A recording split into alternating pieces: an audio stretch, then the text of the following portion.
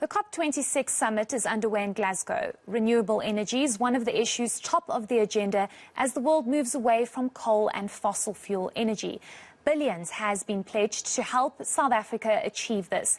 Senior reporter Siphamandla Goge is there with Environmental Affairs Minister Creecy to unpack Africa's interest. Let's go there now live. Siphamandla, over to you.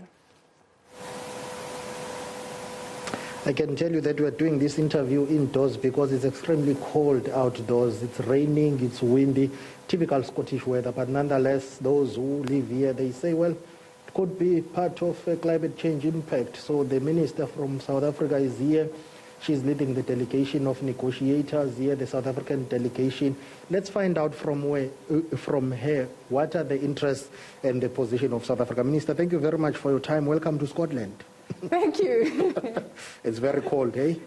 Today is very cold. Absolutely. First of all, let's talk about what South Africa expects out of this COP26. A lot has been happening. First week with the world leaders, they've made commitments. Of course, the biggest talking point being the issue about that pledge and offer that is on the table for South Africa, for the country's just transition. 130 billion, it's not a deal for now. It's just a pledge and a commitment. When will we see the results of that? Because I understand that it will take months to break down the terms and conditions. What now? Well, I think obviously we want to make sure that by the time we reach the point where a deal could be on the table, we have met our regulatory environment, we've met our social and economic objectives. And of course, central to those objectives is making sure that we can use this finance to support Eskom's plan to decommission between 8 and 10 coal-fired power stations. Really what's at issue here is making sure that there is adequate provision made for reskilling and upskilling workers so that as we repurpose these coal-fired power stations for new generation purposes, but also for the development of new industries, there should be proper quality jobs for workers who are in the existing value chain. There should also be new economic opportunities for those communities in Mpumalanga, many of whom are totally dependent on Eskom value chains at the moment. And we believe from the work that we've done on Komati Power Station, which is our proof of concept project, where we are repurposing that particular power station for renewable generation, that there are lots of opportunities in terms of production of renewable components. There's also opportunities in terms of upstream and downstream associated industries such as battery storage and pump storage. These are important aspects of any renewable system because clearly the sun doesn't shine all the time and you do need to balance out your power needs during peak demand periods. But also back home, there's a lot of mistrust when it comes to this pledge that has been announced. Many people are saying, well, usually nothing is for free. It comes with terms and conditions. Are you wary of that? Are you following the debate and mistrust from back home? Look, I think that obviously when some of the superpowers want to offer you money, the first question you have to ask is, why are they doing this? And of course, the second question you would want to ask is this a loan? Can we afford it? We are already a country with serious debt. Eskom's balance sheet is weak. So I think that those are all very valid concerns.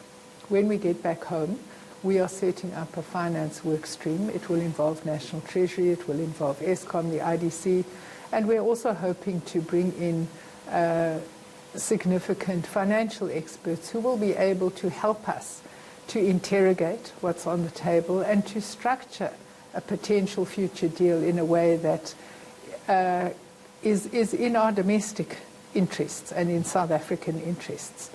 So I think that the wait-and-see attitude that some sections of our community are adopting is entirely correct at this stage. And we would want to assure them that we're not going to do anything rash, and we're not going to rush into anything that would have unintended consequences for our economy or our society. What if the deal doesn't suit South Africa? Well, we haven't signed anything. So if the terms and conditions that South Africa needs are not met, then obviously, because we haven't signed anything, we can move on and look for other financial options. This takes us to the third aspect of the negotiations, which is the finance issue.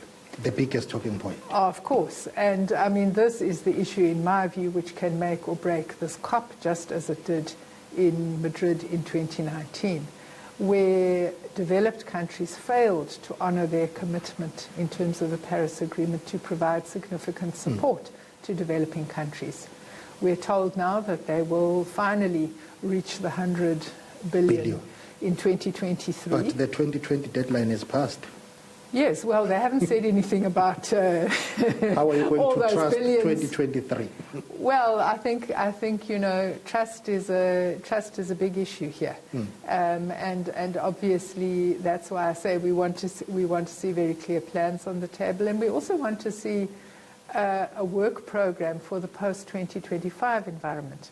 The OECD is telling us that developing countries are going to need in the region of $4 trillion over the next 15 years to make their countries more climate resilient and to mitigate greenhouse gas emissions. We've spoken about the difficulties we face in our own situation where post the COVID pandemic we just don't have the money. Yeah. And I think that most developing countries are in that situation. Most of them are heavily indebted and they can't afford commercial loans. Let's talk about this $100 billion. Now, when we are talking about a new deadline, of course, this is a question, clarity-seeking question. Will that be dated back to when the pledge, the commitment was made, or it will start here at COP26 up until 2023? How will it work? I know the details are sketchy for now. Well, I mean, we're told that in the current financial year, for example, that the developed countries have raised $80 billion for climate finance. Nobody's telling us whether, when we get to 2023, the deficit on all the previous years from 2015 will be made up. I'm not hearing any discussion on that. Deliberately so. But do you think we are on track as the people of the world to meet those commitments that were made during the Paris Agreement? It was a watershed moment, but it seems as if more and more powerful countries are reluctant when it comes to most of the commitments there. Look, the position of the South African government has always been that commitments must be made at the formal negotiating table of the multilateral UNFCCC agreement. Not side events. Not side events and side commitments, because obviously there's no way of holding countries accountable for those commitments. So I think that we think it's very important that whatever commitments anybody wants to make and whatever negotiation processes they want to enter into, it must be done through the formal work program of the convention. What are the environmental and economic benefits of this just transition for South Africa in particular? Each and every country has a unique case. In South Africa, you are dealing with the highest unemployment rate, inequality and poverty. Is this transition not going to add to those woes that we are already facing in the country, particularly for workers and young people? Look, I think what's important to understand is that there are risks and opportunities. So climate change poses a physical risk to human health, to the built environment, to agriculture, to tourism because of these extreme weather events. It's real and imminent, and we are living with it now. We're living through it already. But of course, we know that sub-Saharan Africa is warming at twice the global rate, so it's going to get infinitely worse. But there are also economic risks. And the economic risks are that already the developed countries are talking about introducing carbon border tariffs for goods and services made in countries with a high carbon footprint. Absolutely. So South Africa is the 12th biggest emitter in the world. Obviously, we're very worried that our goods and services will not be competitive on international markets if they will these be basically tariffs shut out. That's what we're worried about. So I'm saying this because I think that sometimes people think we have a choice as to whether or not we want to transition our economy. It's a must. It's a must. But I also want to say that I think that the green space provides significant opportunities for growth and economic inclusion, which are very important issues, I think, for our economic context. What we know globally is that there are two areas of growth. The one is IT, the other is the green space. South Africa has got very unique strategic advantage. On the one hand, we are in the top 10 countries in the world that have the most sunshine. So renewable energy generated through sunshine is a no-brainer. And our department has worked for years to identify what we call the REDs, or the Renewable Energy Development Zones, those parts of the country that have the most sunshine and the most wind. What I think is also very important is that through Sasol we have very unique intellectual property that allows us to translate carbon into liquid fuel. At the moment, that carbon source is coal. And the power to power it is coal-fired power. Yes. But the new green hydrogen strategy suggests that we could be using renewables as the power source, and we could be using either biomass or carbon capture as the fuel input source. And that will give us a liquid fuel. Now, that liquid fuel is going to be very significant for the aviation industry and for the shipping industry in the future. So this is a wonderful opportunity that is already being explored in partnership between Sasol, Gauteng, and the Northern Cape. We'll move to other parts of this discussion, but let's talk about what you touched on. You know, the European Union in particular is imposing high tariffs on our products, or products from across the world that will be produced in high carbon intensive economies. And of course, South Africa will suffer for that. This is not your area of speciality, but working with your colleague, Minister Ibrahim Patel, will you be engaging with National Treasury and the World Trade Organization? Because if you look at the deadline by the EU, it's imminent, very soon, and it simply means South Africa will suffer. We think that those carbon border tariffs and their imminent introduction is highly discriminatory against developing countries. And I'm sure that Minister Patel will be opposing the introduction in the World Trade Organization.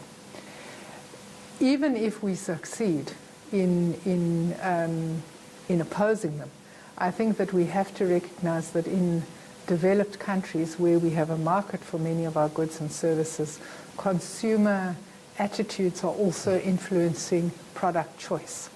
And one sees, I mean, I've seen since I've been in Scotland, you go into the shops and they more or less tell you the carbon footprint of a jersey or any other commodity.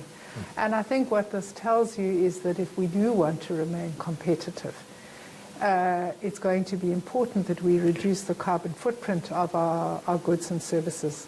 This is where the ESCOM plan is important, because electricity is an input for all goods and services in our country. Once we are done with this energy transition, as part of South Africa's just transition, we'll have to look at the transportation sector and industry. Apart from energy, transportation is the second biggest contributor. Another headache there. I hear you are talking about electric cars, but South Africans make a joke. You don't have electricity back home. Are you going to implement it? Well, we hope once we've dealt with the ESCOM plan, we might have helped to solve some of that problem.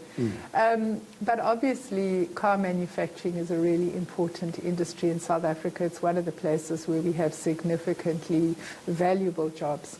And I think that what we understand is that there is this shift to electric vehicles coming. We want to make sure that our vehicle manufacturing sector would be part of it. Toyota has already introduced the first hybrid vehicle to be manufactured on the African continent. And we think that if we do the necessary feasibility studies, we would be in a good position to position our auto industry to benefit from this new area of manufacturing.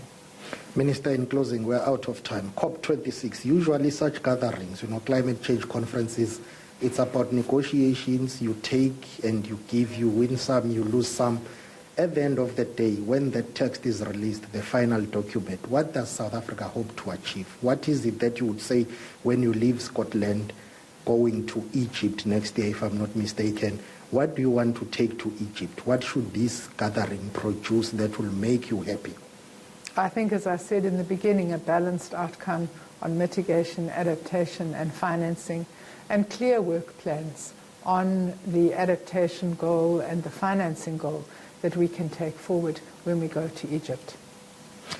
Another misplaced debate and perception in South Africa is that coal will be dumped just like that. You can wake up tomorrow and you are without coal. It surely will take years to do that. But also, I don't want you to venture into this hotly contested political debate about nuclear, but surely South Africa would need to think about other avenues. There are calls to say, yes, Eskom cannot afford nuclear for now, but the country does need that. What is your take on that? Well, I think in the end, Minister Mantashe will have to make those kind of decisions. But I think we can see in the IRP that nuclear is part of the energy mix. And we know that to date, Koeberg has been one of the more reliable sources of energy. And obviously, I suppose it depends at the pace and the affordability of any future development in that regard. Minister Barbara Creecy, thank you very much for your time. All the best with COP26. That is the Minister of Environmental Affairs from South Africa, Minister Barbara Creecy. She will be leading a South African delegation as it's engaged on negotiations and talks starting from tomorrow, with the hope that by the end of the week, at least COP26 would have produced desired outcomes as we take it back to in Johannesburg. Sure, thanks so much for that very insightful and important conversation with Environmental Affairs Minister Barbara Creecy. Thanks for that, Siphamandla Goge.